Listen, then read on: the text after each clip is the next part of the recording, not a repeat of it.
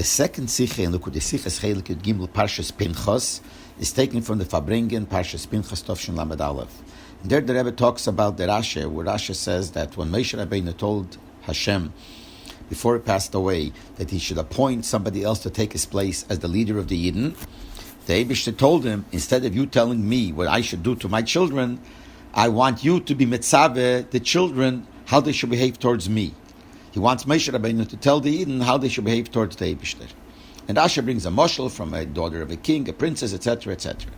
And in the Sicha, the Rebbe explained why the Eibishter wanted that Moshe should be the one to be mitzaveh them, because Moshe Rabbeinu was the leader, so they will listen to him faster than they will listen to Hashem himself. Because Hashem, to the eyes of some, was not so important because there were some people who did not listen to Hashem. So that's why Hashem wanted that Moshe Rabbeinu should be the one to say it. And the Rebbe is medayik. Why does Rashi say that he wanted him to be mitzaveh them? Because the word tzivui, instead of the word amira to say, he didn't say to Moshe, tell them how to behave to me, but he told him be mitzaveh. Tzaveh is loshen zirus. Zirus means very strict.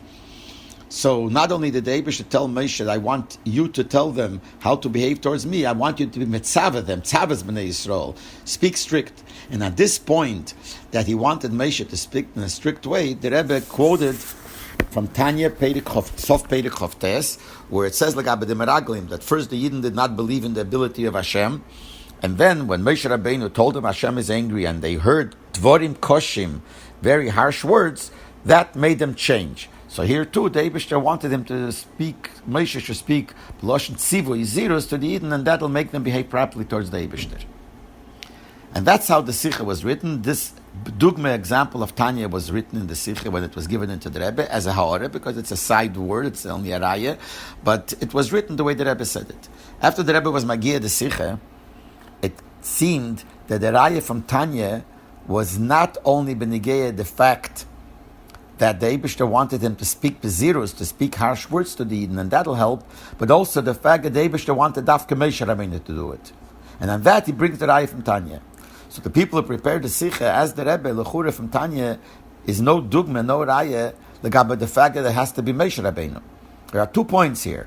The fact that the Eibishter wanted Moshe be the one to be mitzaveh the Yidden, how to behave towards the Eibishter, and also that he should do it in a form of tzivui, which is zirus. So l'chure the Raya from Tanya is only to the second part, that the fact that you speak Beloshen Zirus, you speak harsh, it has an effect. But there's no Raya from there that connected to the fact that the Eibishter wanted Dafka Moshe Rabbeinu to do it. So they asked the Rebbe, the way the Rebbe was Magiya, it seems that this is a Raya also to the fact that Moshe Rabbeinu should do it. So the Rebbe answered these words, Ha'umnom l'daitom einaf kemine mihu ha'mezares. What do you think? That there is no difference who's the one that's going to be Mezares, who's the one that's going to say it? In other words, when it says in Tanya that Moshe Rabbeinu spoke to them harsh words, you think it's not negated that it was Moshe Rabbeinu? And then the Rebbe added, Ulishitosam, lo malei zirzam HaKadosh Baruch Hu, and according to you that it makes no difference, why didn't the Eibishter Mezares them? You have to understand exactly the pshat of these words, but this is what the Rebbe wrote. And therefore, the fact that Tanya is an example to the fact that the Eibishter wanted Moshe Rabbeinu to do it is a good example. In other words, it's not only an example to the importance of speaking strongly, harshly, but it's also an example to the fact that the Eibishter wanted Moshe to do it. Because over there too by the Meraglim, it is important that Moshe did it. But then the Rebbe added, but nevertheless, you know what? In order for people not to make the mistake, not to go into a discussion, the Rebbe changed it and wrote it the way it's written now.